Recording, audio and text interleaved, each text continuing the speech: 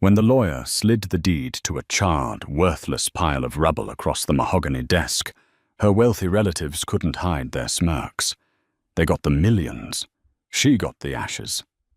But what they didn't know was that the fire hadn't destroyed the family's true fortune. It had merely hidden it. The grandfather clock in the corner of Harrison Cole's law office ticked with a heavy, metallic rhythm that felt entirely too loud for the room. Outside the rain-streaked windows, the grey skyline of Portland, Oregon, mirrored the grim mood within the mahogany-panelled walls. Madeline Hayes sat rigidly in a leather wingback chair, her hands folded tightly in her lap to stop them from shaking. She wore a simple navy dress, an outfit she had purchased off a clearance rack for the funeral. Across from her sat her aunt, Caroline Gallagher, draped in a tailored charcoal suit that probably cost more than Madeline's car, and Caroline's son, Preston.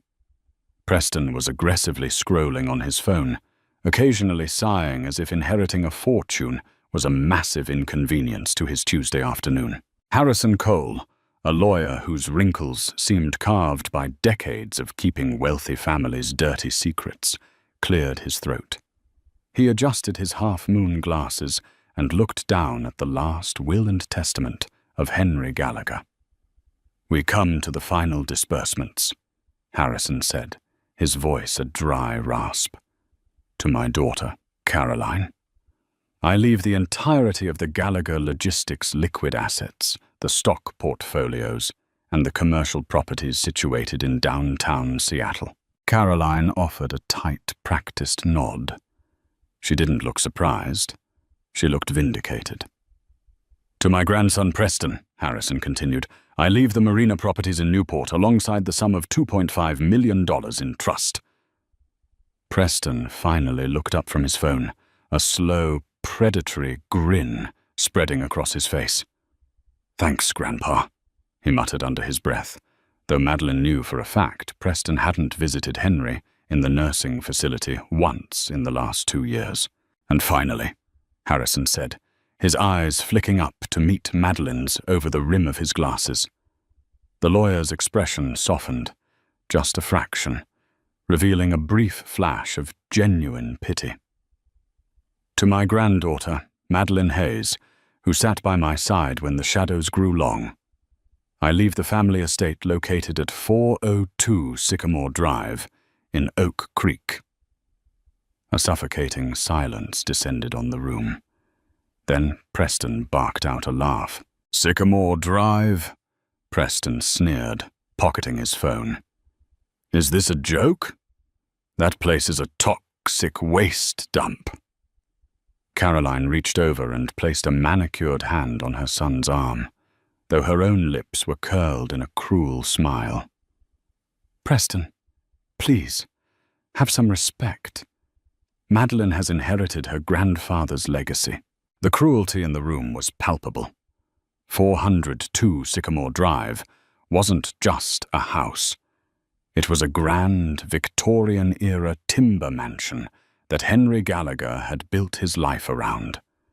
But 6 months ago, a catastrophic fire had ripped through the property. The blaze, officially ruled an electrical fault, had burned the historic home to its stone foundations. Worse still, Henry had let the insurance policy lapse just weeks before the fire. The insurance company refused to pay out a dime. When Henry's heart failed a few months later, he died believing he had lost everything that mattered. Now the city of Oak Creek was threatening to levy massive fines against the property owner for failing to clear the hazardous debris. Madeline hadn't inherited an estate. She had inherited a 6-figure cleanup bill and a pile of toxic ash. "Mr. Cole," Madeleine said, her voice remarkably steady, despite the crushing weight in her chest. "Are you sure? The property is condemned." "I'm aware of the property's status, Madeline," Harrison said gently. But Henry was adamant. He amended this will exactly 1 week after the fire. He specifically requested that the deed to Sycamore Drive be transferred to you, and you alone. He also left a sealed envelope for you. Harrison slid a thick, yellowed envelope across the desk. Madeline picked it up. It felt heavy. Preston leaned forward.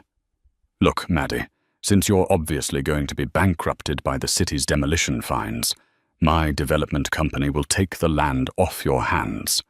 I'll give you 20 grand for the deed right now.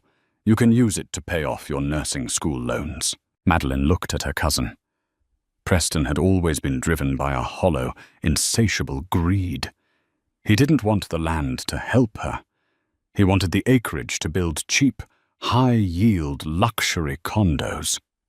No, Madeline said quietly, clutching the envelope. It was Grandpa's home. I'm keeping it. Caroline scoffed, standing up and smoothing her skirt. Suit yourself, Madeline.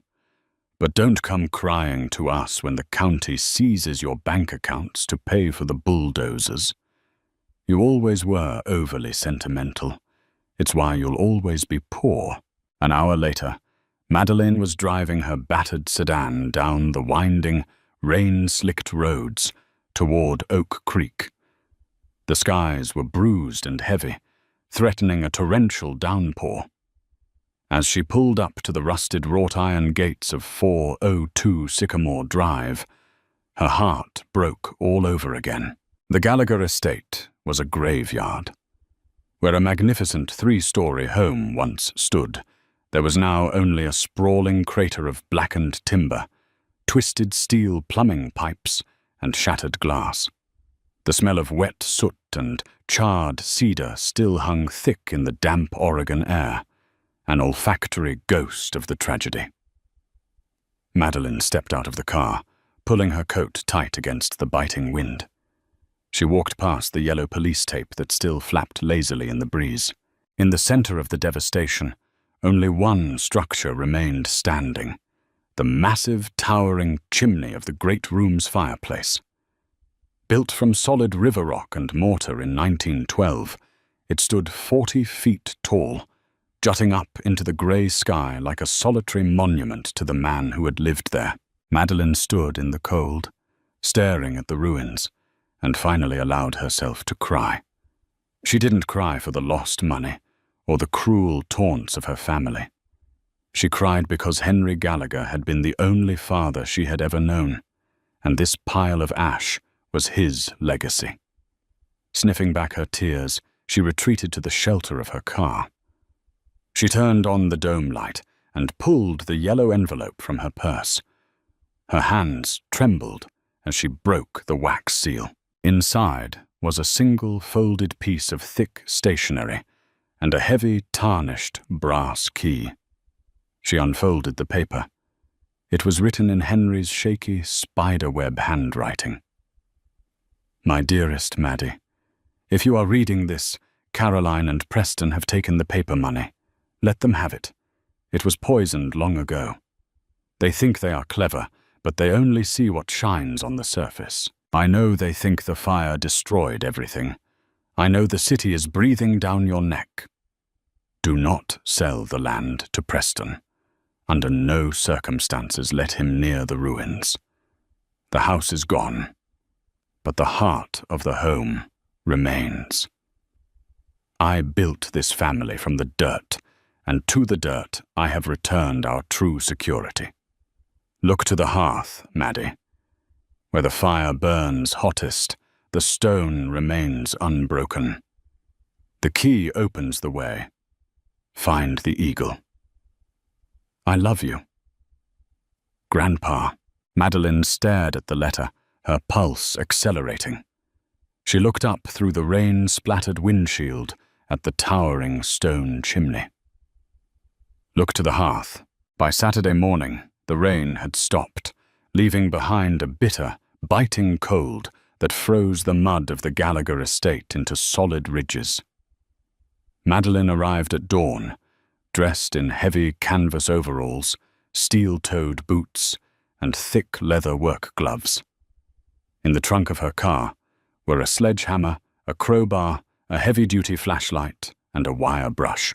If there was a secret hidden in the hearth, she was going to find it. And she had to do it before the city inspectors arrived on Monday to assess the finds. Navigating the ruins was treacherous. The ground was a jagged puzzle of charred floorboards and rusted nails. Madeline picked her way carefully toward the center of the house, where the great stone fireplace commanded the space. Up close, the fireplace was even more imposing. It was 12 feet wide at the base, built of massive, rounded river stones that Henry's own grandfather had allegedly hauled from the nearby Columbia River. The firebox itself was cavernous, deep enough for a person to stand inside it. Madeline stepped into the ash-filled firebox. The smell of old wood smoke was overwhelming. She clicked on her heavy-duty flashlight, sweeping the harsh white beam over the blackened stones. Find the eagle. She spent the first 2 hours just clearing out the debris. She shoveled out mounds of wet, clumping ash, dragging it away in a wheelbarrow. Her shoulders burned, and her breath plumed in the freezing air. But the physical labor was a welcome distraction from her grief. By noon, the firebox was empty, revealing the original brick flooring. Madeline took the wire brush and began scrubbing the soot from the back wall of the fireplace, searching for any sign of a carving, a seam, or a symbol. Nothing. The stones were solid, cemented together with rock-hard, century-old mortar. Frustrated, she stepped back, wiping a smear of soot from her forehead with the back of her glove. She reread the letter, which she had sealed in a plastic bag in her pocket. Where the fire burns hottest, the stone remains unbroken. Find the eagle. The eagle, Madeline muttered. She shone her flashlight up the flue, into the dark, narrow throat of the chimney. Nothing but blackness. She stepped out of the firebox and examined the exterior of the fireplace, the side facing what used to be Henry's study. The stones here were heavily scorched from the house fire. She walked slowly around the massive stone structure, running her gloved hands over the uneven surface. Then she saw it, about 5 feet off the ground, on the right side of the mantelpiece. There was a stone that looked slightly different. While the rest of the river rocks were rounded and smooth, this particular stone had a flat, jagged face, and etched faintly into the center of the stone, almost entirely obscured by a thick layer of melted resin and soot, were the faint, sweeping lines of wings. An eagle. Madeline's heart hammered against her ribs. She grabbed her wire brush and furiously scrubbed the face of the stone. The soot fell away, revealing a beautiful, intricately carved eagle emblem, no larger than a coaster. She pressed her hand against it. The stone didn't move. She pushed harder, leaning her entire body weight into it. Still nothing. She picked up the crowbar. Wedging the flattened steel tip into the mortar line beneath the eagle stone, she struck the back of the crowbar with the heel of her hand. Crack! The sound was sharp, unnatural. Madeline froze. She leaned in closer and shone the flashlight on the mortar line. It wasn't mortar. The grey substance between the eagle stone and the surrounding rocks had chipped away, revealing a dull metallic sheen underneath. The mortar was actually a high-temperature epoxy, painted grey and dusted with sand to blend in with the original masonry. It was a modern addition, hidden in plain sight. Adrenaline flooded Madeline's system. She raised the sledgehammer, aiming carefully. She didn't want to break the stone. She wanted to shatter the epoxy seal. She swung. The sledgehammer connected with a deafening clang that echoed across the ruined property. The eagle stone shuddered. She swung again, and again. On the fourth strike, the epoxy seal cracked completely, webbing into dozens of tiny fractures. Madeline dropped the hammer, grabbed her crowbar, and jammed it deep into the fissure. With a grunt of exertion, she pulled back on the heavy steel bar. The eagle stone scraped harshly against the rocks around it, sliding forward an inch. It was heavy, at least 50 pounds. She threw her tools aside, wedged her gloved fingers into the gap, and pulled with all her might. The heavy stone block slid out of the chimney wall and crashed to the wet ground, narrowly missing her boots. Madeline fell to her knees, gasping for breath. She grabbed her flashlight and shone it into the dark cavity left behind by the stone. It was a hidden compartment, lined with thick, modern fire-retardant panels. Sitting perfectly untouched in the center of the dark hole was a heavy, dull black steel lockbox. It had a brass keyhole in the center. Her hands shaking violently, Madeline reached into her pocket and pulled out the tarnished brass key Henry had left her. She reached into the dark cavity and pulled the heavy lockbox out, setting it on the brick hearth. It was remarkably heavy for its size. She inserted the brass key. It slid in smoothly. She turned it, and a heavy internal tumbler clicked loudly into place. Before she could lift the lid, the crunch of tires on gravel broke the silence of the estate. Madeline whipped her head around. A sleek black Range Rover had just pulled through the rusted gates, its tires tearing up the muddy grass. The vehicle came to a sudden, aggressive halt near her battered sedan. The driver's door swung open, and Preston stepped out. He was wearing a dark wool overcoat, his eyes locked onto the black steel box sitting on the hearth. Behind him, a second man stepped out of the passenger side, a man built like a brick wall, wearing a tight leather jacket. "Well, well, well," Preston called out, his voice carrying over the wind. He slammed the car door shut and began picking his way through the rubble toward her, an ugly, dangerous smile on his face. "I always knew the crazy old man was hiding something. Caroline thought he lost it all in the market. But I knew better." Madeline scrambled backward, putting herself between the lockbox and her cousin. "You followed me." "Of course I followed you, Maddie," Preston sneered, stopping a few feet away. The large man in the leather jacket flanked him, cracking his knuckles. "Grandpa was paranoid. He liquidated $3 million in untraceable bearer bonds before he died, and the money just vanished. The insurance investigators couldn't find it.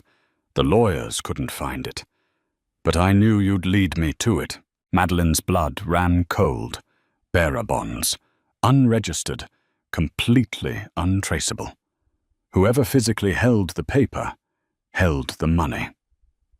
"This is my property, Preston," Madeline said, her voice shaking but defiant.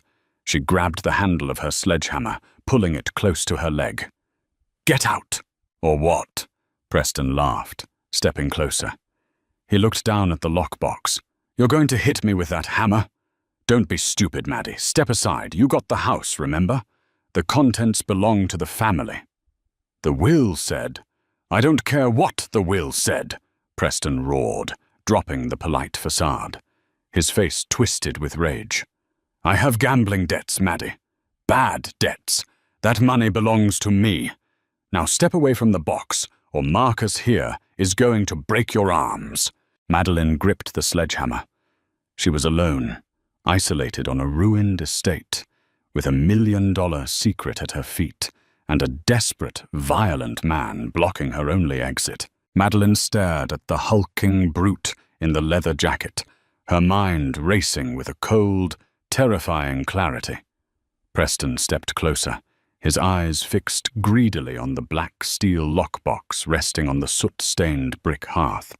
The autumn wind howled through the charred, skeletal remains of the Gallagher estate, whipping wet, toxic ash into the freezing air and stinging her eyes. "Don't make this harder than it has to be," Preston said, his voice dropping to a dangerous, serrated register.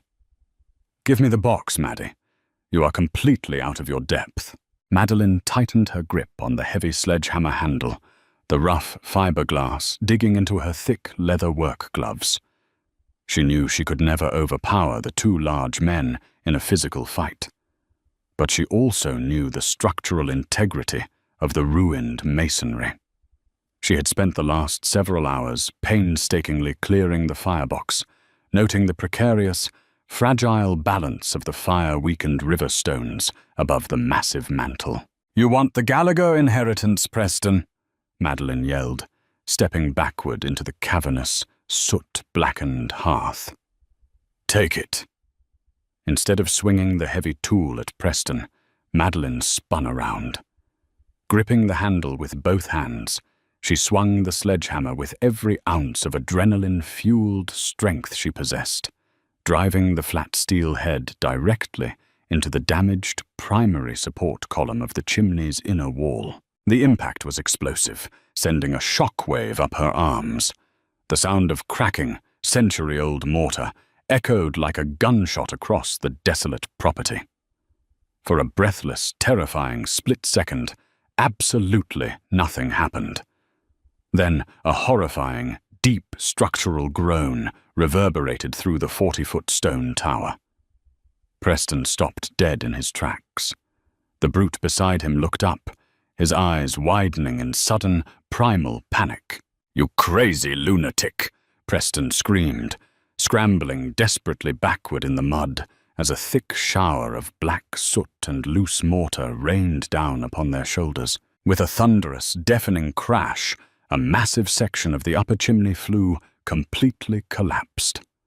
Hundreds of pounds of heavily blackened brick, jagged river rock, and century-old mortar cascaded downward, smashing violently onto the hearth exactly where Preston had been standing mere moments before. A thick, choking cloud of suffocating black ash instantly engulfed the ruined footprint of the house, plunging the center of the estate into near-zero visibility.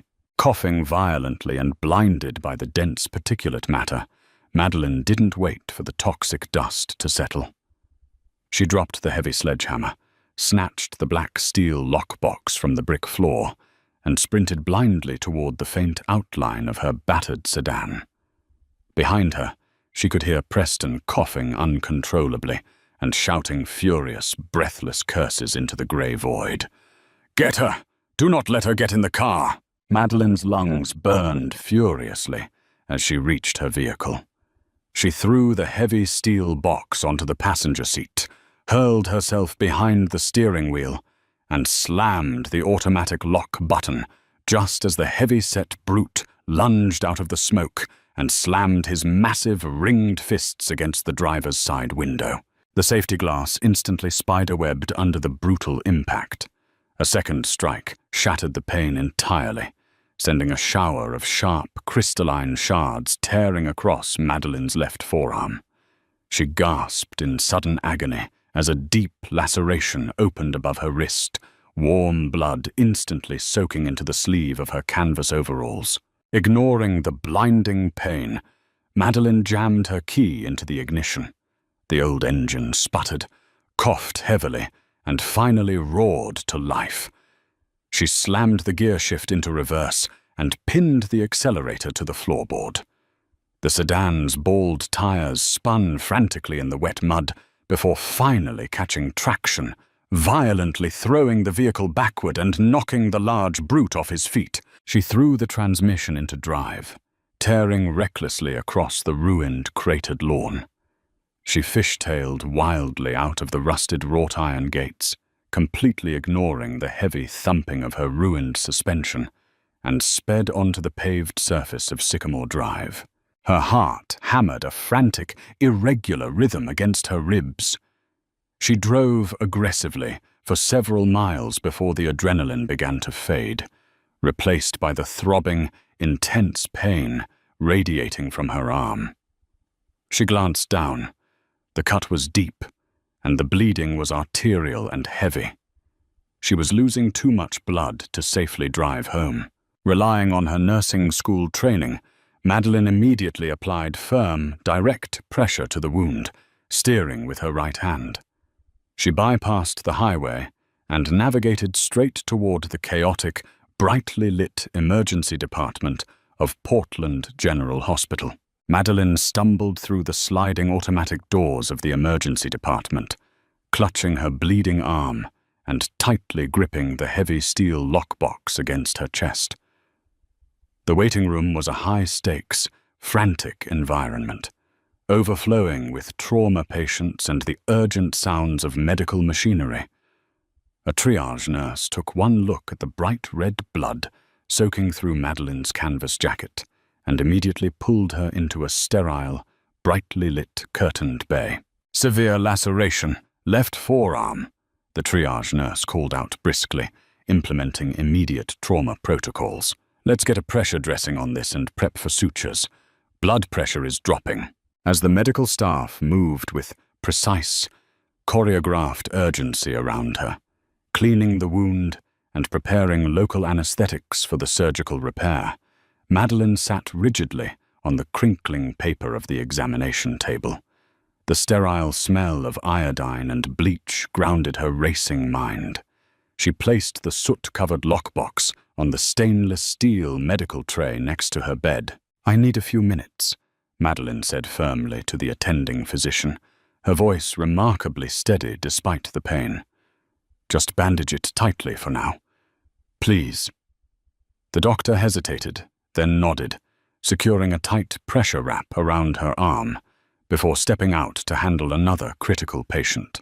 Left alone in the frantic, beeping environment of the triage bay, Madeline reached into her pocket with her uninjured hand and pulled out the tarnished brass key. She inserted it into the lockbox and turned it. The heavy internal tumbler clicked loudly. She pulled back the lid. Inside, there were no untraceable bearer bonds. There were only 3 distinct items: a thick manila envelope sealed with red tape, a small velvet-lined jeweler's box, and a standard black USB flash drive. She reached for the manila envelope first, tearing the red security tape away. Inside was a massive stack of official documents bearing the prominent letterhead of Deloitte, the international auditing firm. She scanned the executive summary. It was a comprehensive, devastating forensic audit of Gallagher Logistics. The documents detailed years of systemic corporate fraud, aggressive embezzlement, and offshore money laundering. Caroline and Preston hadn't just mismanaged the company. They had actively stolen millions to fund Preston's illicit gambling debts. Henry had known everything. Next, Madeline opened the small jeweler's box. Resting on a faded velvet cushion was a single, pristine gold coin. She recognized it instantly from her grandfather's study, a 1933 double eagle. Henry had secured a tangible, physical asset worth over $8 million on the private market. But the final piece of the puzzle lay within the USB drive. Spotting an unattended medical computer station just outside her triage bay, Madeline slipped out of bed. She plugged the drive into the hospital terminal. A single video file populated the screen. She clicked play.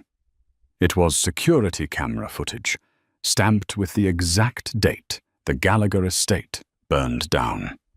The screen showed the darkened great room. A figure entered the frame. Preston. He was carrying a large plastic gasoline canister. Madeline watched in frozen, sickening horror as her cousin methodically poured the highly flammable accelerant over the antique rugs and wooden paneling, struck a match, and calmly walked away as the flames erupted into a raging inferno. The fire hadn't been an electrical fault. It was calculated arson. Preston had deliberately burned his own grandfather's historic home to the ground to expedite the inheritance. Madeline unplugged the drive, her jaw set with absolute, unshakable resolve. She didn't wait for her permanent sutures. She left the hospital and drove straight to the central precinct of the Portland Police Bureau, carrying the lockbox of evidence. The subsequent fallout was swift and absolute. Within 48 hours, federal agents raided Caroline's luxury penthouse, arresting her on massive charges of wire fraud and corporate embezzlement. Preston was intercepted by federal marshals at the international airport, desperately attempting to flee the country. He was immediately indicted for first-degree arson, attempted murder, and severe financial crimes. Weeks later, Madeline stood on the cleared, quiet grounds of the Sycamore Drive property. The toxic debris was gone. Only the great stone chimney remained, standing against the crisp sky. With the fraudulent inheritance voided by the federal courts, Madeline now controlled the remaining logistics assets, alongside her $8 million coin. She had survived the fire, outsmarted her ruthless family, and secured her grandfather's true legacy. She pressed her hand against the cold stone of the chimney, finally ready to rebuild her home. Madeline's harrowing journey from inheriting a pile of toxic ashes to uncovering $1 million treasure and bringing her corrupt relatives to justice proves that sometimes the greatest fortunes are hidden in the darkest places. She rebuilt her life, her family's legacy, and her grandfather's home from the ground up. What would you have done if you found a secret compartment in a burned-down house? Let us know in the comments below. If you enjoyed this gripping story of betrayal, hidden wealth, and ultimate justice, please hit that like button, share this video with your friends, and subscribe to our channel for more incredible real-life storytelling.